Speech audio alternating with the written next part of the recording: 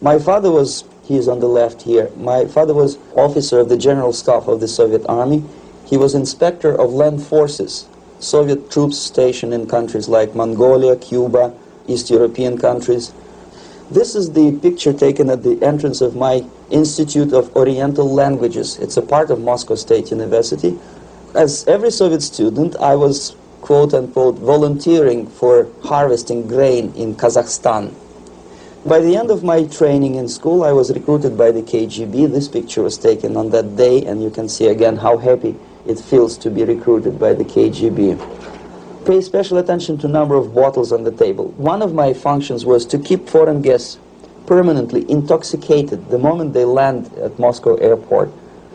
In 1967, the KGB attached me to this magazine, Look magazine. A group of 12 people arrived to USSR from United States to cover the 50th anniversary of October Socialist Revolution in my country. From the first page to the last page, it was a package of lies.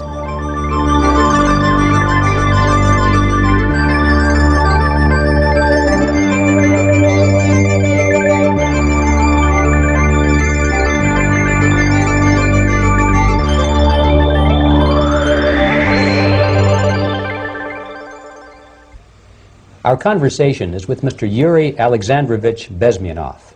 Mr. Bezmenov was born in 1939 in a suburb of Moscow. He was the son of a high-ranking Soviet Army officer.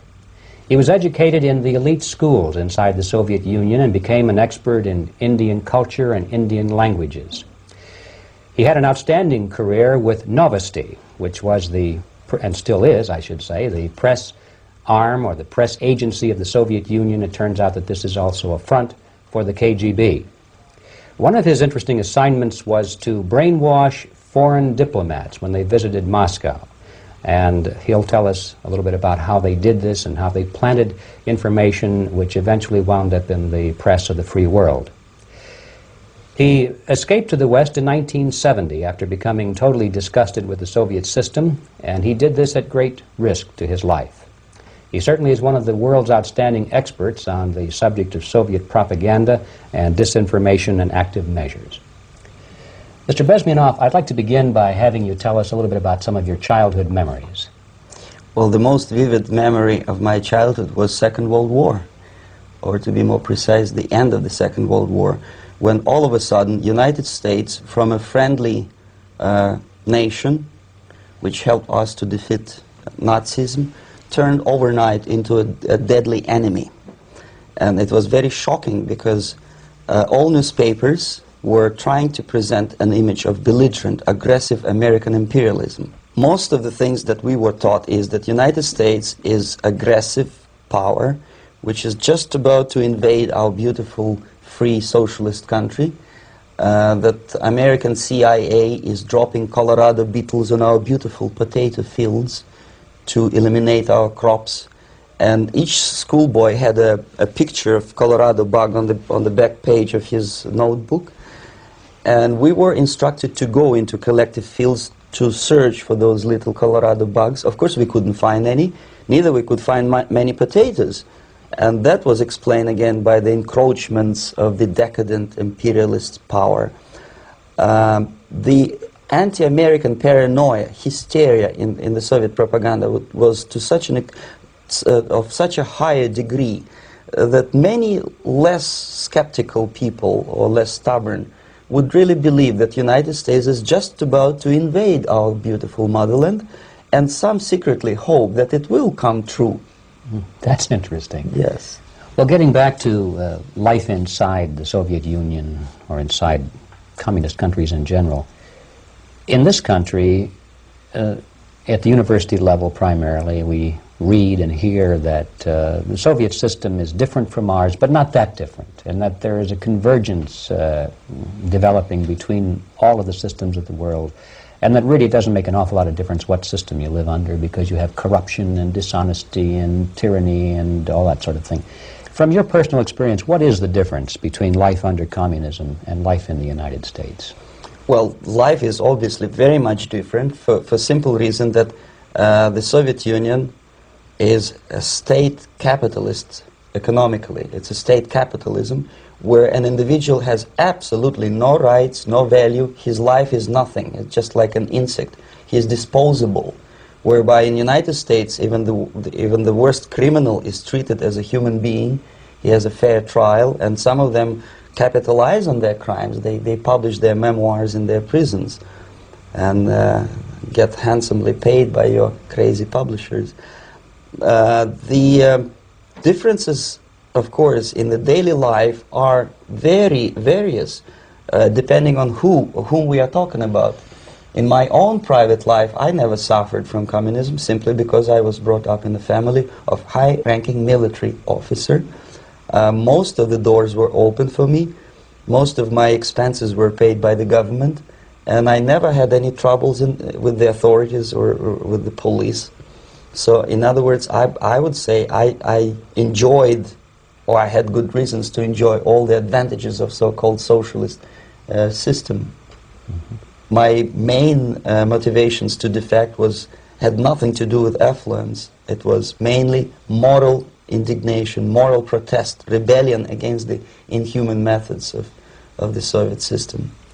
Well, specifically, what did you object to?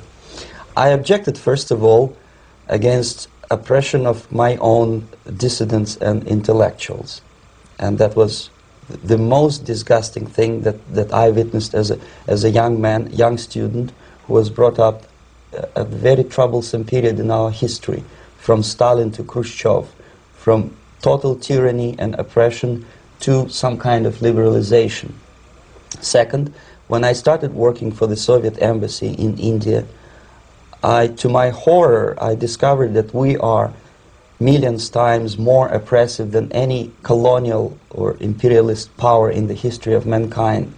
That my country brings to India not freedom, progress, and friendship between the nations, but racism, exploitation, and slavery, and of course economical inefficiency to this country. Since I fell in love with India, I developed something which by KGB standards is extremely dangerous thing. It's called split loyalty, when an agent likes a country of assignment more than his own country. I literally fell in love with this beautiful country, a country of great contrasts, but also great humility, great tolerance, and philosophical and intellectual freedoms. My ancestors used to live in caves and eat raw meat when India was a highly civilized nation 6,000 years ago. So obviously the choice was not to the advantage of my own nation. I decided to defect and to entirely dissociate myself from that brutal regime. Mr. Bezmenov, we've read a lot about the concentration camps and the slave labor camps under the Stalin regime. Now the general impression in America is that those things are part of the past. Are they still going on today, or what is the status? Yes. There's no qualitative change in the Soviet concentration camp system. There are changes in numbers of prisoners. Again, this is unreliable Soviet statistics. We don't know how many political prisoners are there in the Soviet concentration camps. But we sure know from various sources that at each particular time there are close to 25 to 30 million of Soviet citizens who are virtually kept as slaves in forced labor camp system. The size of the population of a country like Canada is serving terms as prisoners. Incredible. So I would say that those intellectuals who try to convince American public that concentration camp system is a thing of a past are either conscientiously misleading public opinion, or they are not very intellectual people. They're selectively blind. They lack intellectual honesty when they say that. Well, we've spoken about the intellectuals in this country and also the intellectuals in the Soviet Union. What about down at the broad mass level? Do the people in general, the working people, the workers in general in the Soviet Union, do they support the system? Do they tolerate it? What is their attitude? Well, average Soviet citizen, if there is such an animal, of course, does not like the system because it hurts, it kills. he may not understand the reasons, he may not have enough information or educational background to understand. But I doubt very much there are many people who are conscientiously supporting the Soviet system. There are not such people in USSR. Even those who have all the reasons to enjoy socialism, people like myself, who were a member of journalistic elite, they also hate system for different reasons, though. Not because they lack material affluence, but because they are unfree to think, they're in constant fear, duplicity, split personality. And this is the greatest tragedy for my nation. Well, what do you think are the chances of the people actually overcoming their system or replacing it? There is a great possibility that system will sooner or later be destroyed from within. There is a self-destructive mechanism built into any socialist or communist or fascist system. Because there is lack of feedback, because the system does not rely upon loyalty of population. But until this Soviet junta is being supported by the Western so-called imperialists, that is, multinational companies, establishments, governments, and let's face it, intellectuals, so-called academia in the United States is famous for supporting the Soviet system.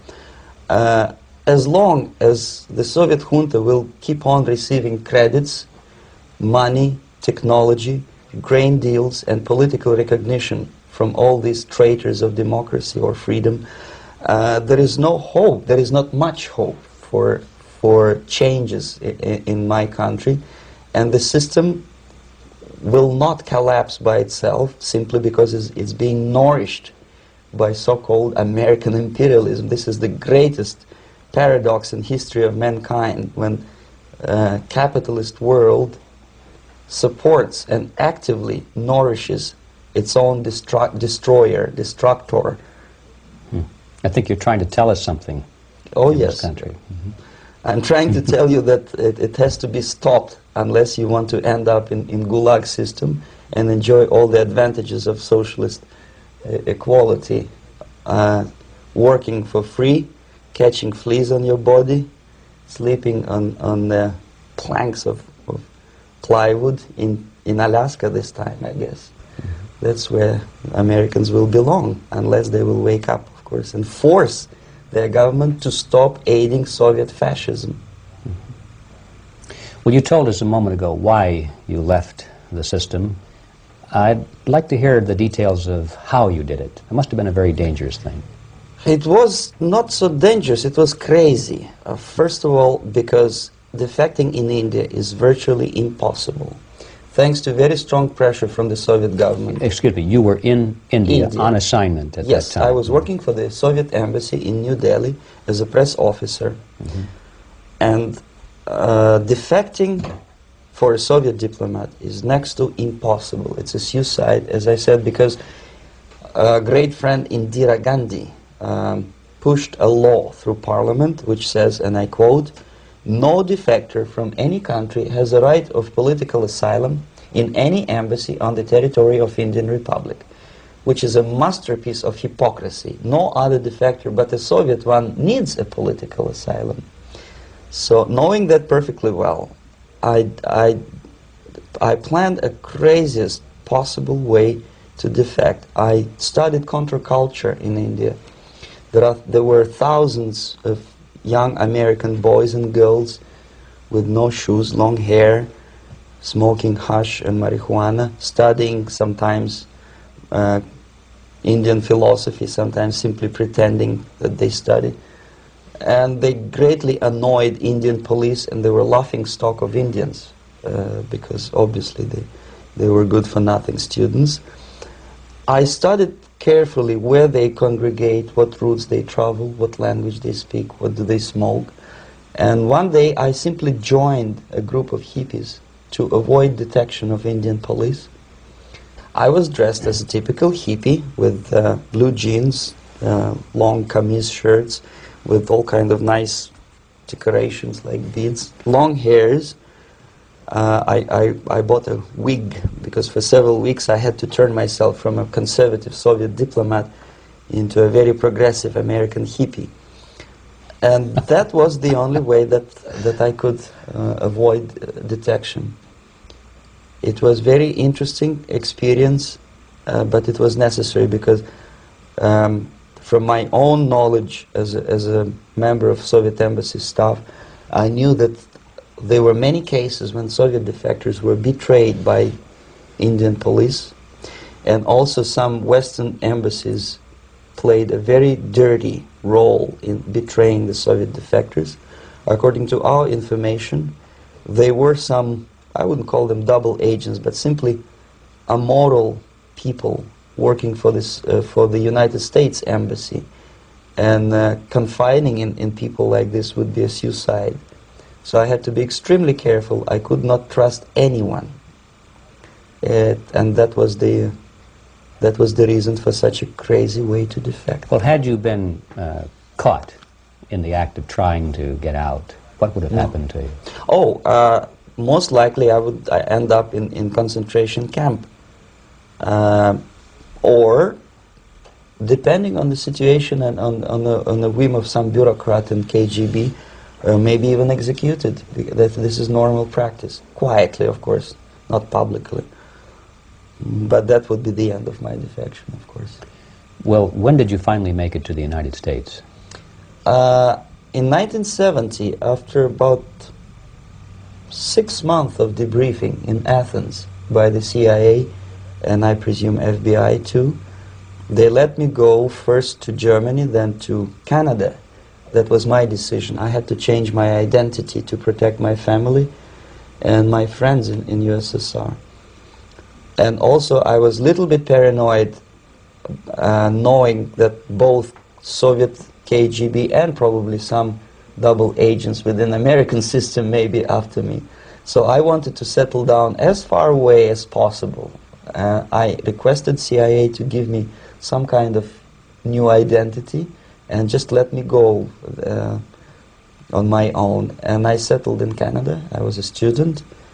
I changed many professions, from farm help and laundry truck driver to language instructor and broadcaster for Canadian Broadcasting Corporations in Montreal.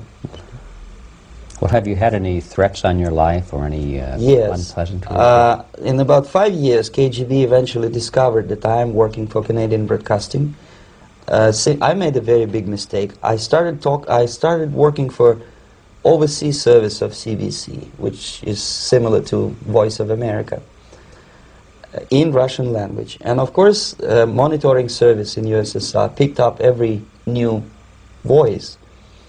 Every new announcer, they would make it a point to discover who he is. And in 5 years, sure enough, slowly but surely, they discovered that I am not Thomas Schumann, that I am Yuri Alexandrovich Bezmenov, and that I am working for Canadian Broadcasting, and undermining beautiful détente between Canada and USSR. And the Soviet ambassador Alexander Yakovlev made it his personal effort to discredit me. He complained to Pierre Trudeau, who is known to be a little bit soft on socialism. And the management of CBC behaved in a very strange, cowardly way, unbecoming to representatives of an independent country like Canada.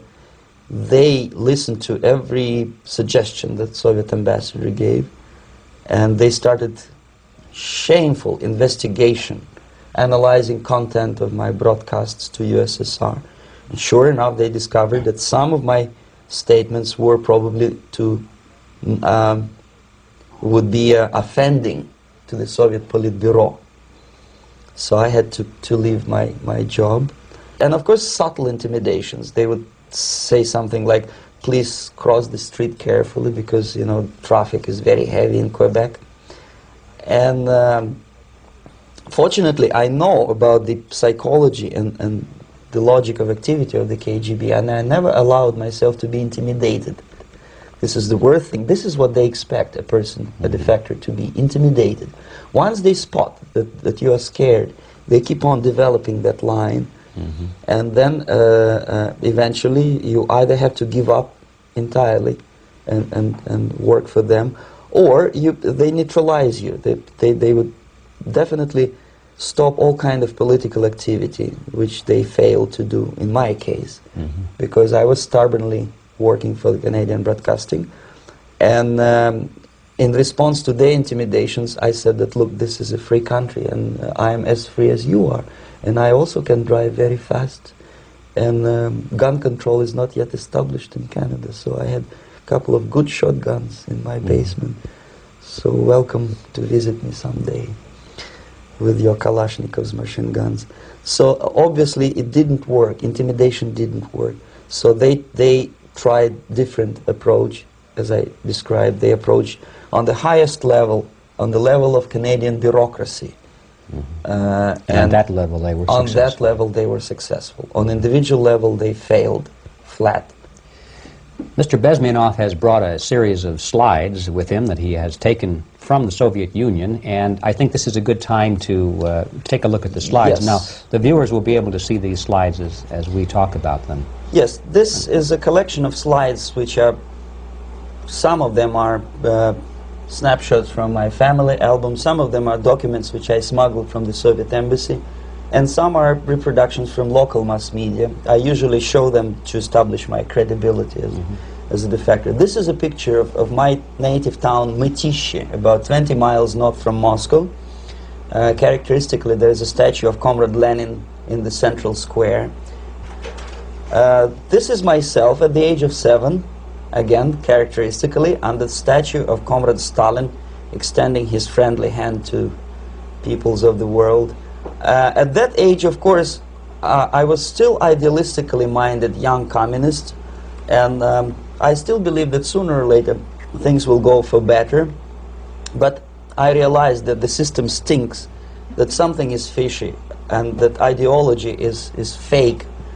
And the propaganda about advanced Soviet agriculture simply didn't meet the criteria of reality.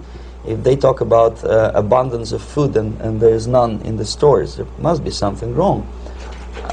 My father was, he is on the left here, my father was officer of the General Staff of the Soviet Army.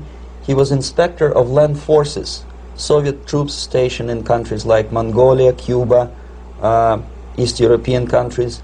Were he alive today, most likely he would be inspecting Soviet troops in Nicaragua, Angola, and many other parts of the world.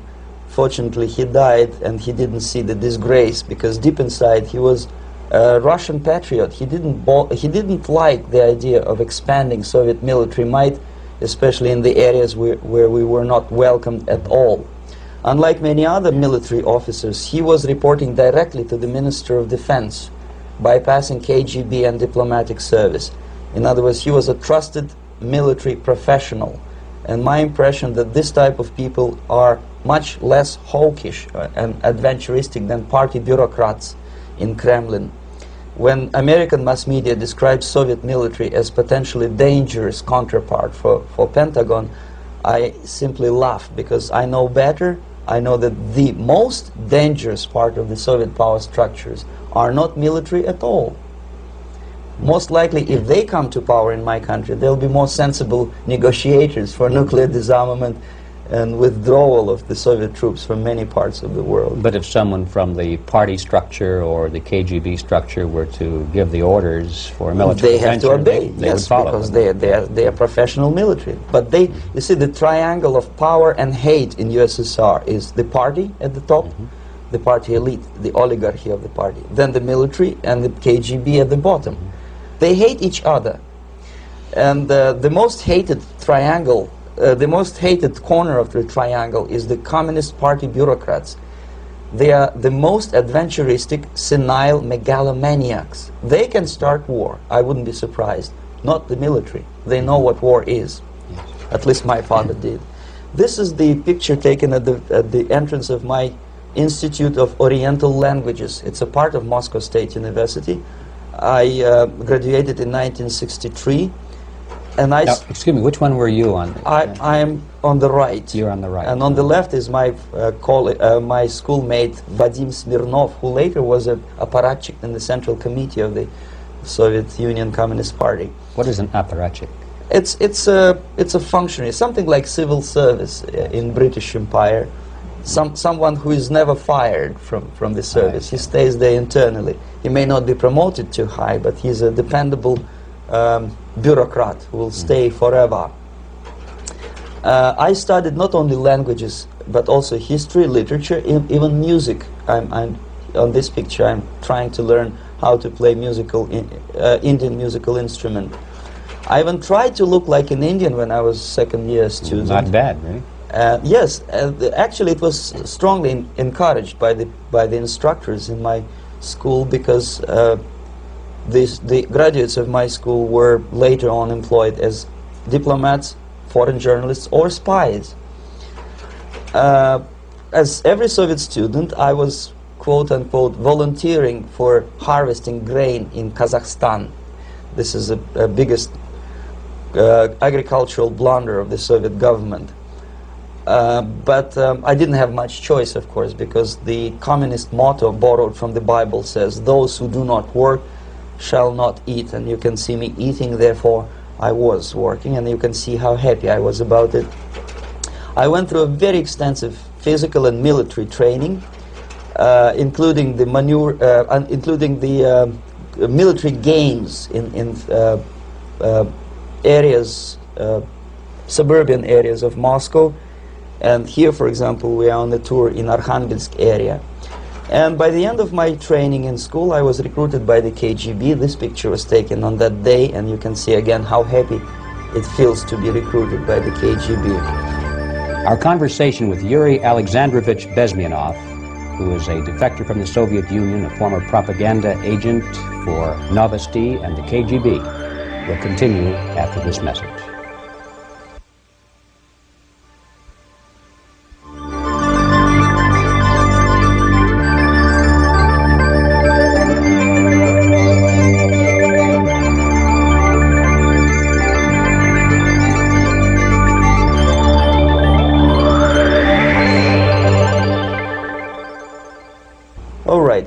As every student in USSR, I went through very extensive physical and military training and civil defense training too. Unlike in the United States, where civil defense is virtually non-existent, zero. In USSR, every student, whatever his major subject, has to go through very extensive 4-year military and civil defense training. You can see me here with a group of students during one of the war games near Moscow. The main idea, of course, is to prepare a huge reserve army of the USSR. Each student has to graduate as a junior lieutenant. In my case, it was administrative and military intelligence service.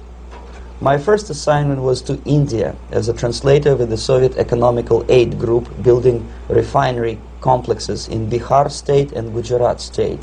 At that time, I was still naively, idealistically believing that what I was doing contributes to the understanding and cooperation between the nations.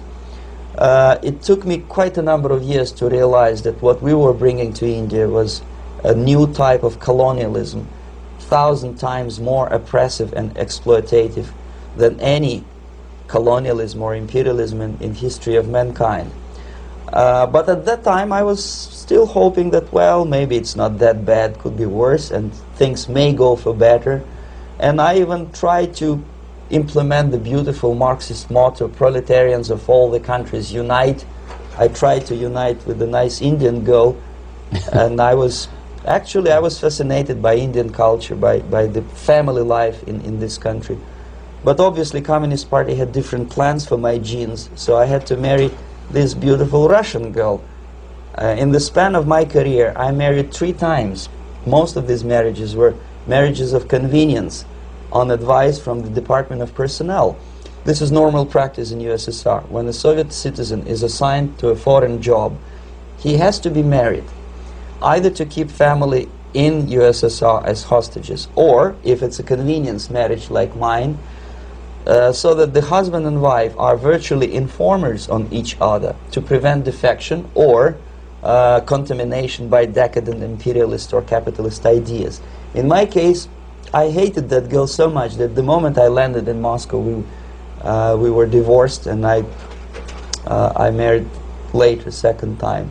By the end of my first assignment in India, I was promoted to the position of public relation officer. You can see me here translating a speech by a Soviet boss. And you're on the right. I'm on the right here, yes. And it was, the occasion was commissioning of the refinery complex in Bihar, Barauni. Back in Moscow, I was immediately recruited by Novosti Press Agency, which is a propaganda and ideological subversion front for the KGB.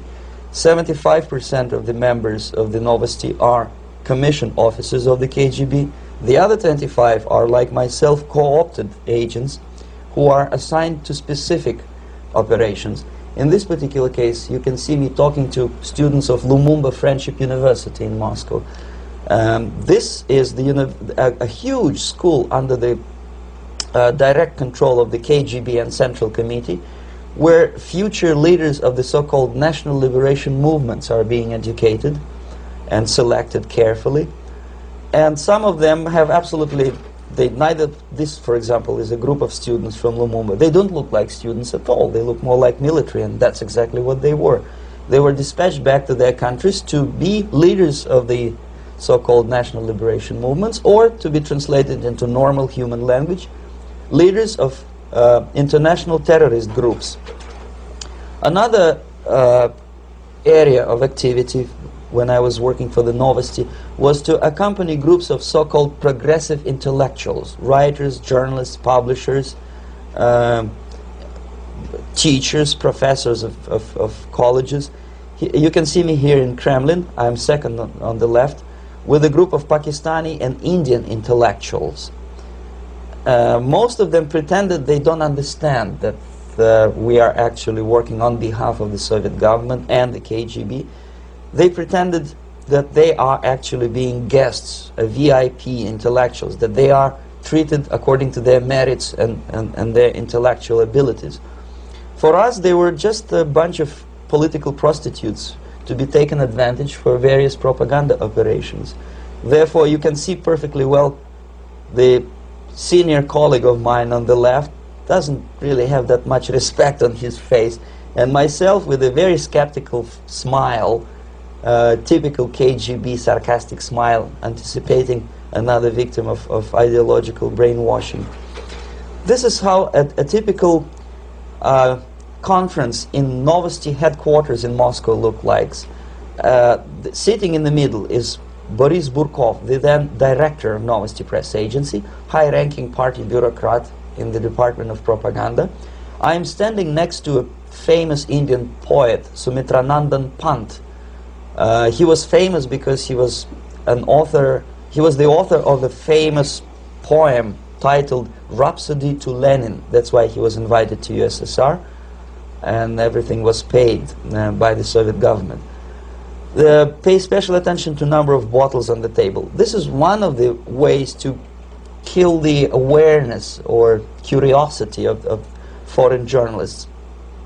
One of my functions was to keep foreign guests permanently intoxicated the moment they land at Moscow airport. I had to take them to the VIP lounge and toast to friendship and understanding between the nations of the world. Glass of vodka, then a second glass of vodka. And in no time, my guests would be feeling very happy. They would see everything in kind of pink, nice color. And that's the way I had to keep them permanently for the next 15 or 20 days. At certain point in time, I had to withdraw alcohol from them so that some of them, who are the most recruitable, would feel a little bit shaky, guilty, trying to remember what they were talking last night. That's the time to approach them with all kind of nonsense, such as joint communique or statement for Soviet propaganda. That's the time they are the most flexible. And of course, what they didn't understand, they didn't realize or pretended not to realize, that myself, who was drinking together with them, was not drinking at all. I had ways to get rid of alcohol through various techniques, including special pills which were given to me by my colleagues. But they were taking it seriously. In other words, they would consume quite large volumes of alcohol and feel quite uneasy next morning. In 1967, the KGB attached me to this magazine, Look magazine. A group of 12 people arrived to USSR from United States to cover the 50th anniversary of October Socialist Revolution in my country. From the first page to the last page, it was a package of lies, propaganda cliché, which were presented to American readers as opinions and deductions of American journalists. Nothing could be far from truth. These were not opinions. They were not opinions at all. They were the clichés which the Soviet propaganda wants American public to think that they think. If it does make any sense at all. It sure does, because from the viewpoint of the Soviet propaganda, although there are some subtle criticism of the Soviet system, the basic message is that Russia today is a nice, functioning, efficient system supported by majority of population. That's the biggest lie. And of course, American intellectuals and journalists from Look magazine elaborated on that untruth in various different ways.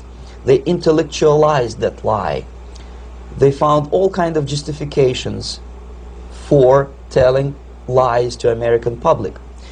Excuse me, it was partly your job to make sure that they got these ideas, yes, and accepted them as their own ideas. Right. Actually, even before they arrived to USSR, and they paid astronomical sum of money for that visit, they were submitted, this Novosti Press Agency developed so-called backgrounders, 20-25 pages of information and opinions which were presented to the journalists even before they bought their tickets to Moscow. They had to analyze the situation, and judging on their reaction to that backgrounder, the local Novosti representative or local Soviet diplomat in Washington, D.C. would assess whether they be given visa to USSR or not. So but they were selected ahead of time. Yes, they were pre-selected very carefully, and there is not much chance for honest journalists to arrive to USSR and to stay there for 1 year and to bring this package of lies back home. This, for example, is a centerfold of the Look magazine. They presented this monument erected by Communist Party in Stalingrad as the symbol, personification of Russian military might. And they said in the article, which is published on the site, that Soviets are very proud of the victory in the Second World War. This is another big myth, a lie. No sensible people would be proud to lose 20 millions of their countrymen in a war which was started by Genoese Hitler and Comrade Stalin and paid by American multinationals. Most of the Soviet citizens look at this type of monuments with disgust and sorrow, because every family lost father, brother, sister, or child in the Second World War. Yet American journalists who were trying to appease, to please their hosts, presented this picture on the centerfold as the symbol and personification of Soviet national, they call it Russian national spirit. And it was greatest misconception and a very tragic misunderstanding. Of course, Look magazine was not distributed in USSR. The main audience was in United States. But I presume that many Americans, millions of Americans who were reading Look magazine at that time, had absolutely wrong idea about the sentiments of my nation, about what the Soviets are proud of and what they hate. This is a group, you see the same lady with the sword in Stalingrad. This is the group of journalists. Myself is in the center with the same devilish smile. And Mr. Philip Harrington is on the extreme left there with his camera. This is the gentleman which was so deaf or so uninterested in what I had to say to him. This is the same picture, a blow-up of the same picture. Many guests from various countries, in this particular case from Asia and Africa, were taken by me as a Novosti Press Agency employee for a tour across Siberia, for example. We would show them typical kindergarten, you see, nothing special by American standards, just nice children sitting, eating their breakfast or lunch. What they could not understand, or they pretended not to understand, that this is an exemplary kindergarten. This is not the kindergarten for average person or average family in USSR. And we maintain that illusion in their minds. You can see myself under the red spot in the middle there, with the same business-like expression. I'm doing my job. That's what I'm assigned to do, and that's what I was paid to do. But deep inside, I still hope that at least some of these useful idiots would understand that what they are looking at has nothing to do with the level of affluence in my nation. This is a better picture which reflects the true spirit of the Soviet childhood. This picture was printed in a Canadian government publication by mistake. In the middle you can see children playing on a small courtyard, and the caption goes, "This is a typical kindergarten in Siberia." What these idiots didn't understand, that it is not kindergarten at all. It is a prison for children of political prisoners. But there was not a single mentioning that what they were visiting actually was an area of concentration camps. And the job of people like myself to help them to not to notice that they are actually talking to prisoners. Most of the children were dressed, especially on the occasion of the foreigners' visit. Of course, there were no corpses on the ground. There were no machine gun guards, and well, it looks not very pleasant, as you see.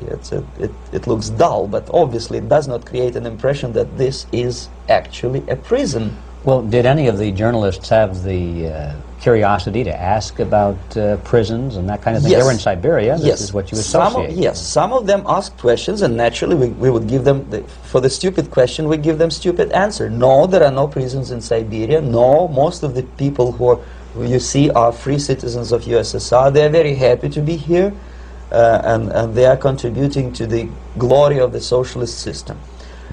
Some of them pretended that they believe what I was telling them, and most of them, we may discuss it later. What are the motivations of these people? Why would they stubbornly bring lies to their own population through their own mass media? I have various answers to this. There is not a single explanation. It's a complex of explanations. It's fear, pure biological fear. They understand that they are on the territory of an enemy state, a police state. And just to save their rotten skins and their miserable jobs, their affluence back home, they would prefer to tell a lie than to ask truthful questions and report truthful information. Second, most of these schmucks were afraid to lose their jobs, because obviously if you tell truth about my country, you will not last long as a correspondent of New York Times or Los Angeles Times. They will fire you. What kind of correspondent are you? You obviously cannot find common language with Russians if they kick you out in 24 hours. So just by trying to be conformist to their own editorial bosses, they tried not to offend the sentiments of the Soviet administrators and people like myself. Deep inside, I hope they would insult my or offend my sentiments. Obviously, they preferred not to. Another reason, I refuse to believe it, but obviously there is another reason. Obviously, it's a greed. These people earn a lot of money. When they come back to USA, they claim that they are experts in my country. They write books which sells in million copies, titled like Russians, The Truth About Russia. Most of it is lie about Russia. Yet they claim to be Sovietologists. They play back myth about my country, the propaganda cliches. Yet they stubbornly resist the word of truth.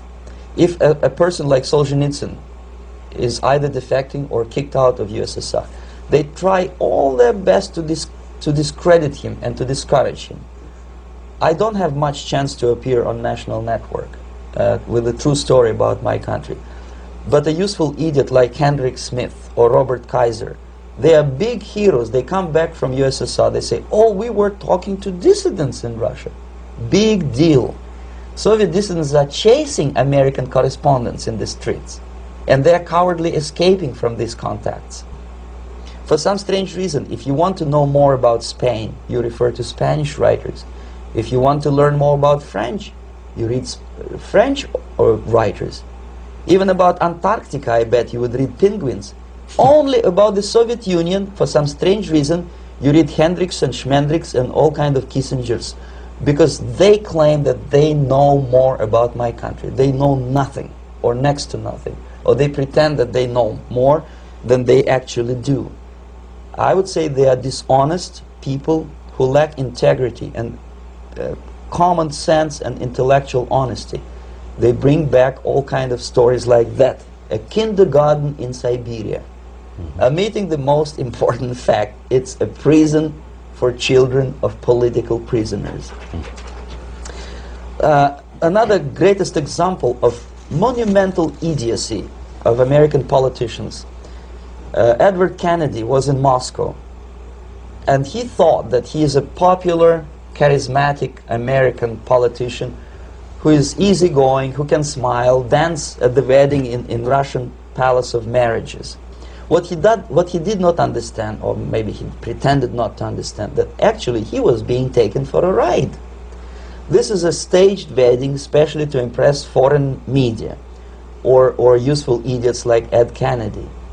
Most of the guests there, they had security clearance, and they were instructed what to say to foreigners.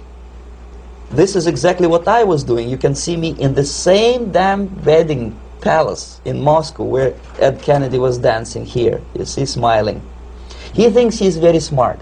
From the viewpoint of Russian citizens who observe this idiocy, he's narrow-minded, egocentrical idiot who tries to earn his own popularity through participation in propaganda farces like this. Here you can see myself. On the right, again, exemplary Soviet bride.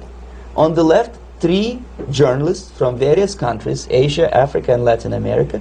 Obviously, they enjoying the situation. They will go back home and write the reports. We were present on a regular Soviet wedding. They were not present on a regular Soviet wedding. They were present, they were parts of a farce, of a circus performance. Another thing which I had to, sometimes risking my life to explain to foreigners. Time magazine, for example, is very critical of South African racist regime. The whole article was dedicated to the shameful internal passport system where blacks are not allowing to live with whites. For some strange reason, for the last 14 years since my defection, nobody wanted to pay attention to my passport. This is my passport. It also shows my nationality, and it has a police rubber stamp, which is called propiska in Russian language, which assigns me to a certain area of residence. I cannot leave that area, same way as this black man cannot leave the area in South Africa. Yet we call South African government racist regime. Not a single Jane Schmonda or Fonda is brave enough, courageous enough to come to media and say, look, this is what happens in USSR. I send a copy of my passport to many American liberals and civil rights defenders and all the other useful idiots. They never bothered to answer me back. This shows what kind of integrity, what kind of honesty these people are. They're a bunch of hypocrites because they don't want to recognize a good example of racism in my country. This is the first stage of befriending a professor. You can see myself on the left with the same James Bond smile. On the right is my KGB supervisor, Comrade Leonid Mitrokhin, and in the middle a professor of political science in Delhi University. The next stage would be to invite him to a gathering of Indo-Soviet Friendship Society. There he is sitting next to his wife before he is being sent to USSR for free trip. Everything is paid by the Soviet government. He was made to believe that he is invited to USSR because he is a talented, sober-thinking intellectual. Absolutely false. He is invited because he is a useful idiot, because he would agree and subscribe to most of the Soviet propaganda cliché. And when he is coming back to his own country, he is going for years and years to teach the beauties of Soviet socialism to newer and newer generations of his students, thus promoting the Soviet propaganda line. The KGB was even curious about this gentleman. It may look innocent. Maharishi Mahesh Yogi, a great spiritual leader, or maybe a great charlatan and crook, depending on from which side you're looking at him. Beatles were trained at his ashram in Hardwar in India how to meditate. Mia Farrow and other useful idiots from Hollywood visited his school, and they returned back to United States absolutely zonked out of their minds with marijuana, hashish, and crazy ideas of meditation. To meditate, in other words, to isolate oneself from the current social and political issues of your own country. To get into your own bubble, to forget about troubles of the world.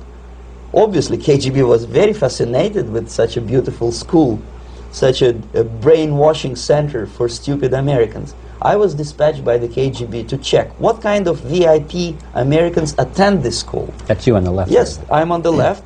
I was trying to get enrolled in that school. Unfortunately, the Maharishi Mahesh Yogi asked too much. He wanted $500 American for enrollment.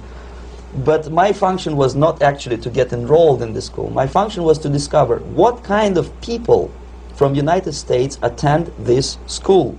And we discovered that yes, there are some influential members of family,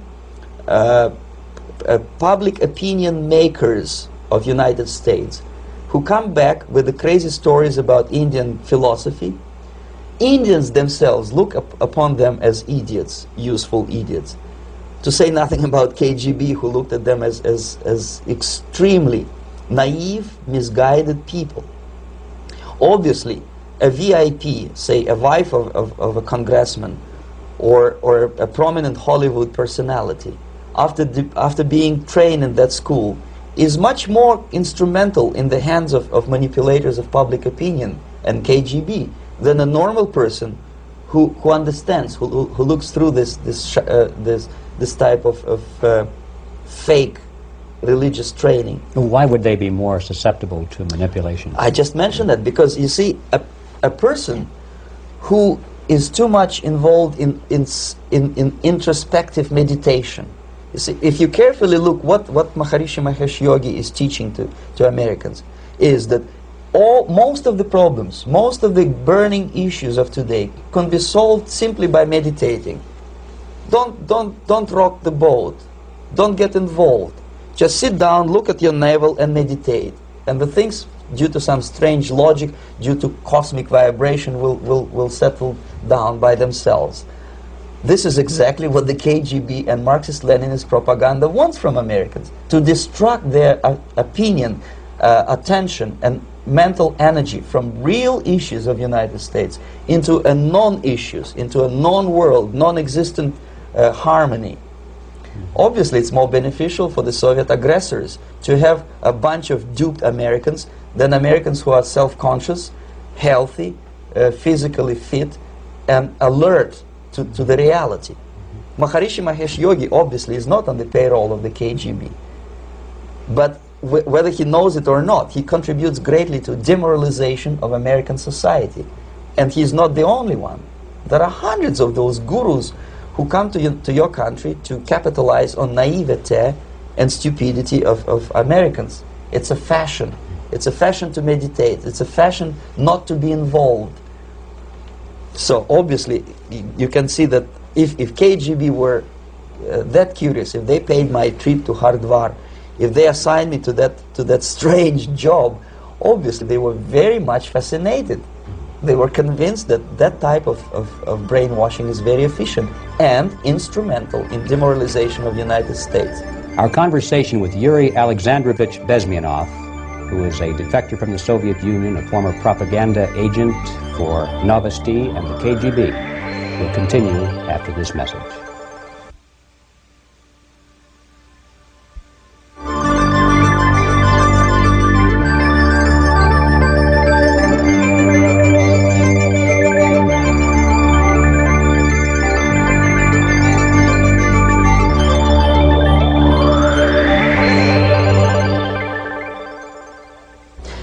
picture shows the part of the building of USSR embassy, and my supervisors. On the left is Comrade Mehdi, an Indian communist, and on the right, Comrade Mitrokhin, my supervisors in the secret department of research and counter-propaganda.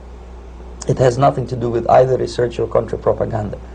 Most of the activity of that department was to compile huge volume of information on individuals who were instrumental in creating public opinion.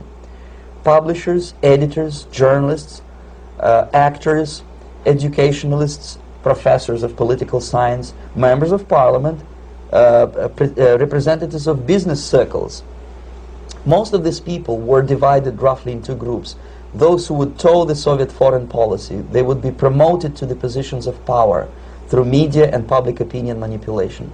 Those who refused the Soviet influence in their own country would be character assassinated or executed physically come revolution.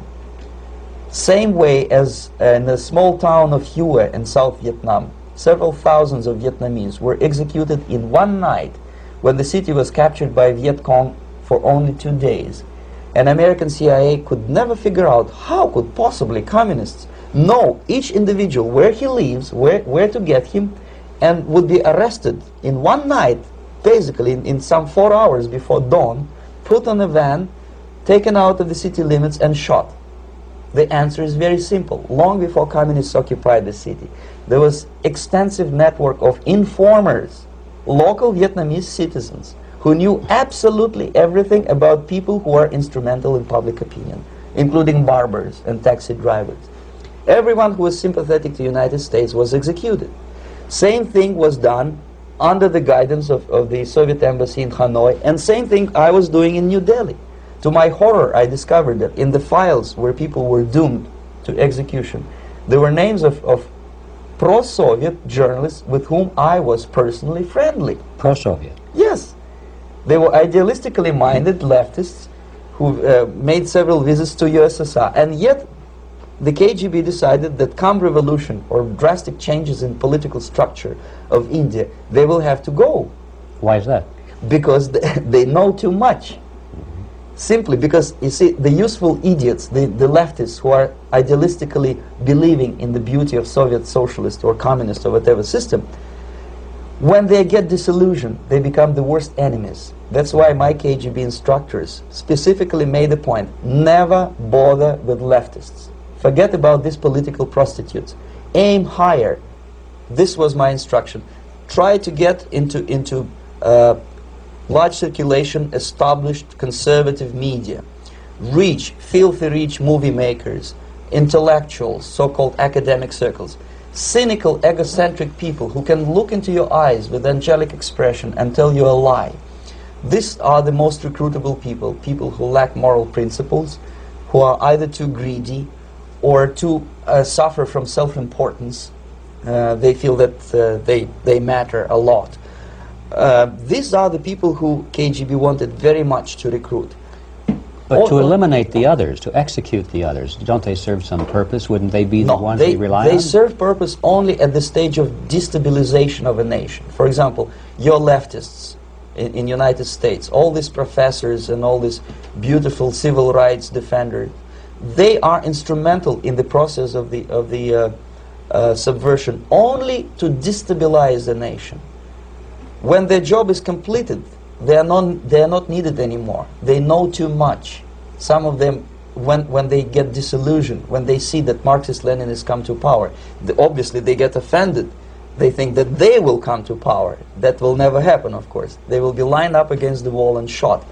But they may turn into the most bitter enemies of Marxist-Leninists when they come to power. And that's what happened in Nicaragua. You remember most of these former Marxist-Leninists were either put to prison or one of them split, and now he's working against Sandinistas. It happened in Grenada when Maurice Bishop was already a Marxist. He was executed by a new Marxist who was more Marxist than this Marxist. Same happened in Afghanistan when first there was Taraki, he was killed by Amin, then Amin was killed by Babrak Karmal with the help of KGB. Same happened in Bangladesh when Mujibur Rahman, very pro-Soviet leftist, was assassinated by his own Marxist-Leninist military comrades. It's the same pattern everywhere. The moment they serve their purpose, all the useful idiots are either be executed entirely, all the idealistically minded Marxists, or exiled or put in prisons, like in Cuba. Many former Marxists are in Cuba, in prison. So most of the Indians who were cooperating with the Soviets, especially with our Department of Information of the USSR Embassy, were listed for execution. And when I discovered that fact, of course I was sick. I was mentally and physically sick. I thought that I'm going to explode one day during the briefing at the ambassador's office. I would stand up and say something that we are basically a bunch of murderers. That's what we are. It has nothing to do with friendship and understanding between the nation and blah, blah, blah. We are murderers. We behave as a bunch of thugs in a country which is hospitable to us, a country which with ancient traditions. But I did not defect. I tried to get the message across. To my horror, nobody wanted even to listen, least of all to believe what I had to say. And I tried all kinds of tricks. I would leak information through letters or lost documents or something like that. And still I got no message. The message was not published, even in the conservative mass media of India. The immediate impulse to defect was Bangladesh crisis, which was described by American correspondents as Islamic grassroots revolution, which is absolute baloney.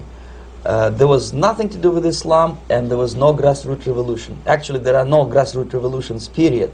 Any revolution is a byproduct of a highly organized group of conscientious and professional organizers, but it has nothing to do with grassroots.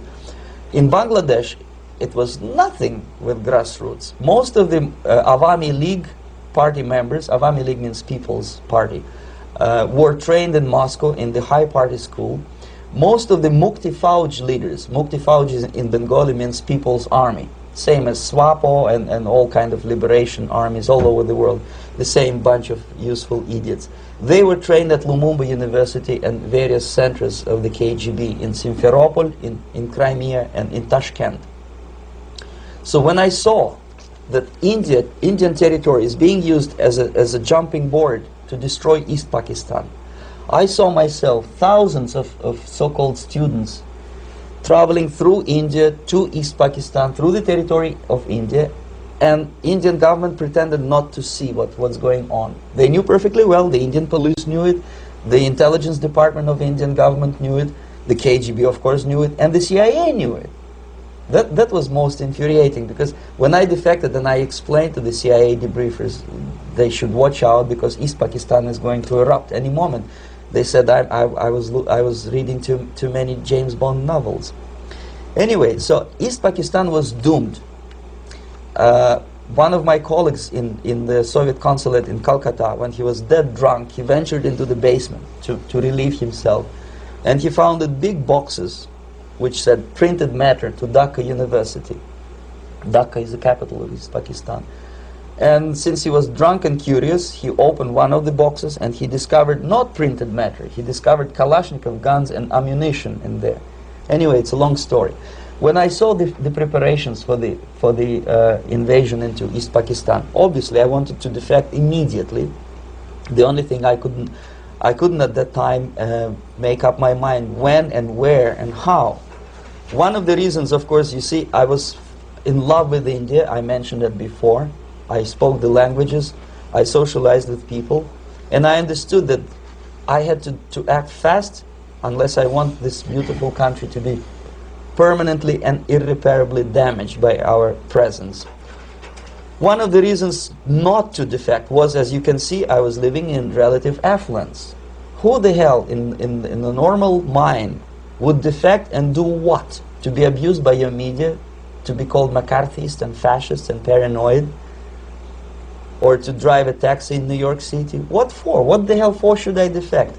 To be abused by Americans, to be insulted in exchange for my effort to bring the truthful information about impending danger of subversion. As you can see, I was living in quite a comfortable conditions next to swimming pool, where Indians were not allowed, by the way. I was highly paid expert in propaganda. I had my family. I was respected by my nation. My career was cloudless. The third reason, how to defect with the family. To defect with the baby and the wife would be virtual suicide, because according to law, that hypocritical law which I quoted before, the Indian police will have to hand me over back to the KGB, and that will be the end of my defection and probably my life. Again, I cannot smuggle my wife because she was not quite sure what I was doing. She was not that idealistically involved, and she was definitely not in the total picture of what I was doing for the KGB. She would be shocked if I you know, put her in my van and drive her to the American embassy or elsewhere. That would be a greatest danger. So again, I had to defect in such a way that my defection would look as simple disappearance. And there were many cases like that when the Soviet agents simply disappeared, either killed in action or, thanks to their curiosity and their close contacts with radicals, some of them were killed by the Marxists, by the way. It happened in many African countries when the Soviet KGB were killed by Africans themselves. Not because they hated Marxism-Leninism, but because they were simply trigger-happy bunch of unruly characters. If you give them a machine gun, they will shoot. And some of the Soviets obviously were not careful enough to protect themselves, and they got into embarrassing situations when they were shot at the crossfire between factions of so-called liberation movements. Anyway, so I decided, as I said, to study the counterculture. I decided this probably would be the best way to disappear. I socialized with characters like this. On the left, you see, he's a barefoot American hippie. It took me quite a long time to study exactly what they were doing and how to mix with them. But eventually I did it. Most of Indian newspapers carried my picture and promise of 2,000 rupees for information about my whereabouts. But they were looking for the wrong person, because they obviously tried to stop a young Soviet diplomat in white shirt and tie, and this is how I looked at the time of defection. Nobody could possibly think that a Soviet diplomat would be as crazy as to join a bunch of hippies. That's you. Yes, travel India and smoke hash. So I made it literally almost like a Hollywood-style detective story. From under the nose of the KGB in Bombay airport, I landed the plane and I flew to Greece, where I was debriefed by the CIA. That's basically that's all for my slides. We can turn off the projector, and that's very interesting.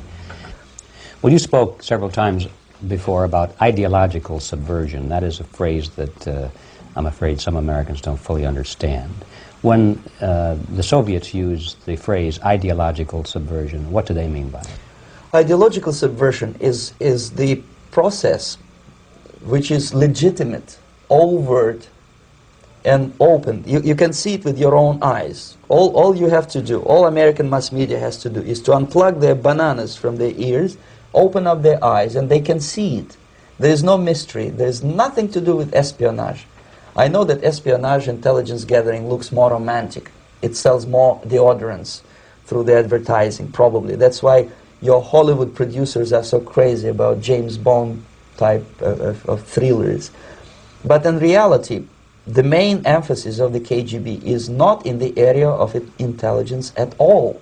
According to my opinion and opinion of many defectors of my caliber, only about 15% of time, money, and manpower is spent on espionage as such. The other 85% is a slow process which we call either ideological subversion or active measures, активные мероприятия in the language of the KGB, or psychological warfare.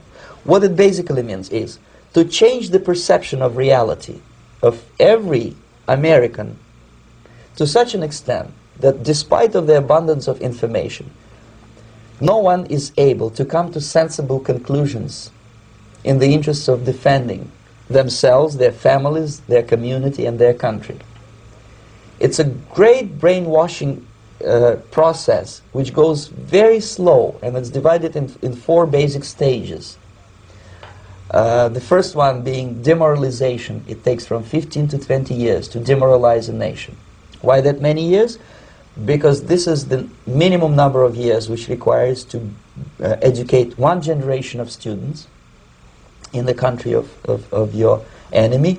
exposed to the ideology of the enemy. In other words, Marxism-Leninism ideology is being pumped into the soft heads of at least 3 generations of American students without being challenged or counterbalanced by the basic values of Americanism, American patriotism. The result you can see. Most of the people who graduated in the 60s, dropouts or half-baked intellectuals, are now occupying the positions of power in the government, civil service, business, mass media, educational system. You are stuck with them. You cannot get rid of them. They are contaminated. They are programmed to think and react to certain stimuli in a certain pattern. You cannot change their mind, even if you expose them to authentic information, even if you prove that white is white and black is black. You still cannot change the basic perception and the logic of behavior. In other words, these people, the process of demoralization is complete and irreversible. To get rid society of these people, you need another 20 or 15 years to educate a new generation of patriotically minded and common sense people who would be acting in favor and in the interests of the United States society. And yet these people who've been programmed and, as you say, in place and Yes. who are favorable to an opening with the Soviet concept, these are the very people who would be marked for extermination in this country? Most of them, yes. Simply because the psychological shock when they will see in future what the beautiful society of equality and social justice means in practice, obviously they will revolt. They will be very unhappy, frustrated people. And the Marxist-Leninist regime does not tolerate these people. Obviously they will join the links of dissenters, dissidents. Yes. Unlike in present United States, there will be no place for dissent in future Marxist-Leninist America.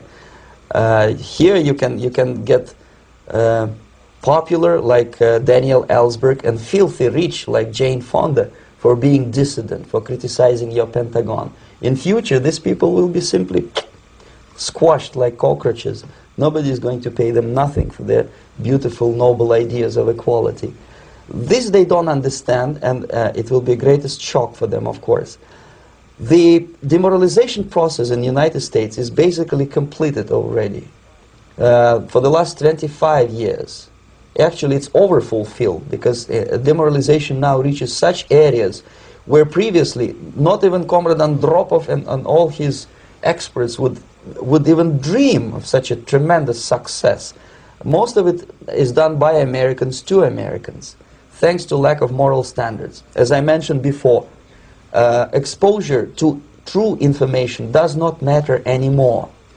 A person who was demoralized is unable to assess true information. The facts tell nothing to him. Even if I shower him with information, with authentic proof, with documents, with pictures, even if I take him by force to the Soviet Union and show him concentration camp, he will refuse to believe it until he is going to receive a kick in his fat bottom. When a military boot crashes his balls, then he will understand, but not before that. That's the tragic of the situation of demoralization. So basically America is stuck with demoralization, and unless, even if you start right now, here, this minute, you start educating new generation of Americans, it will still take you 15 to 20 years to turn the tide of ideological perception of reality back to normalcy and patriotism. The next stage is destabilization. This time, subverter does not care about your ideas and the patterns of your consumption. Whether you eat junk food and get fat and flabby, doesn't matter anymore. This time, and it takes only from 2 to 5 years to destabilize a nation, what matters is essentials: economy, foreign relations, defense systems. And you can see it quite clearly that in some areas, in such sensitive areas as defense and economy, the influence of Marxist-Leninist ideas in the United States is absolutely fantastic. I could never believe it 14 years ago when I landed in this part of the world, that the process will go that fast. The next stage, of course, is crisis. It may take only up to 6 weeks to bring a country to the verge of crisis. You can see it in Central America now. And after crisis, with a violent change of power, structure, and economy, you have so-called the period of normalization. It may last indefinitely.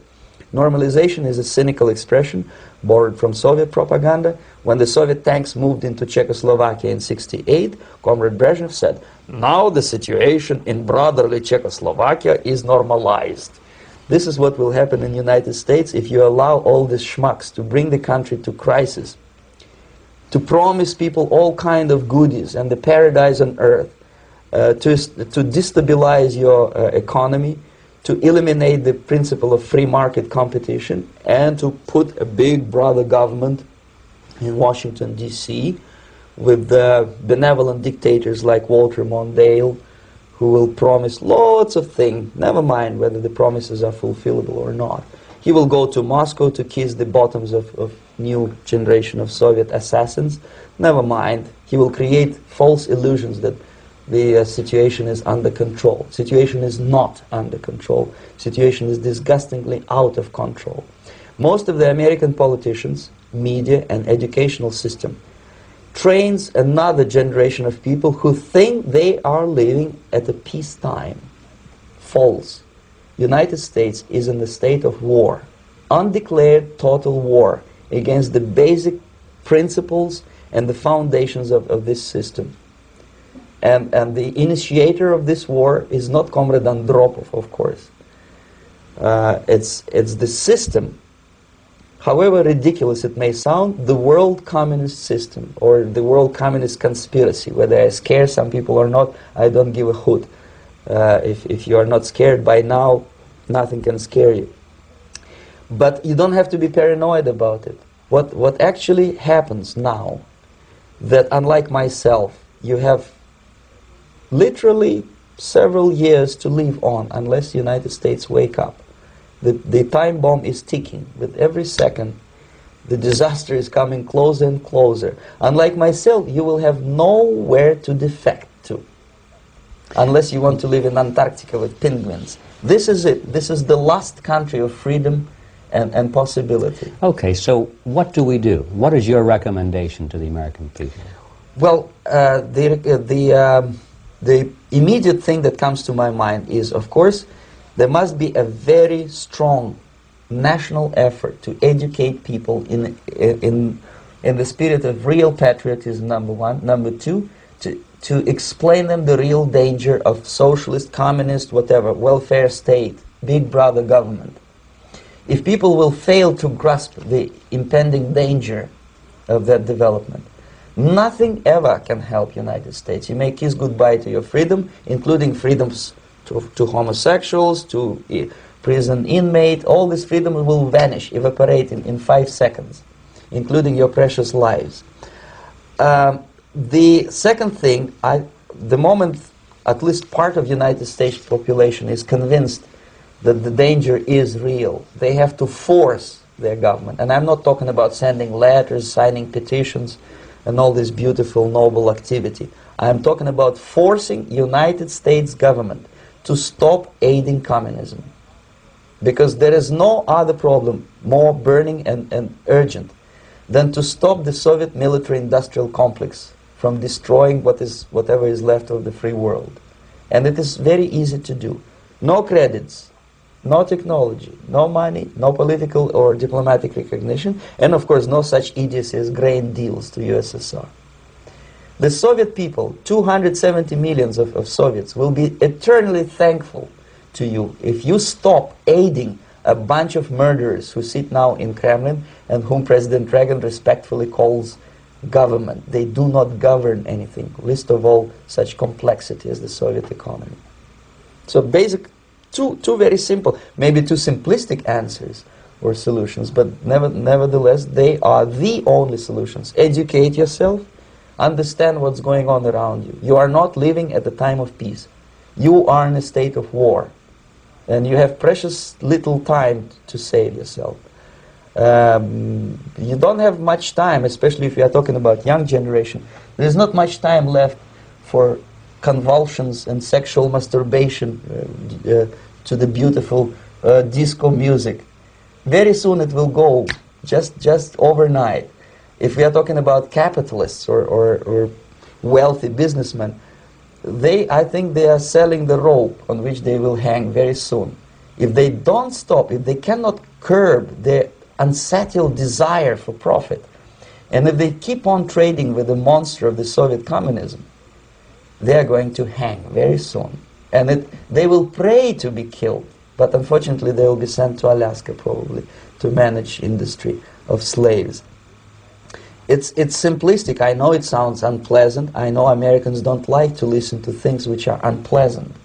But I have defected not to tell you the stories about such idiocy as microfilm, James Bond type espionage. This is garbage. You don't need any espionage anymore.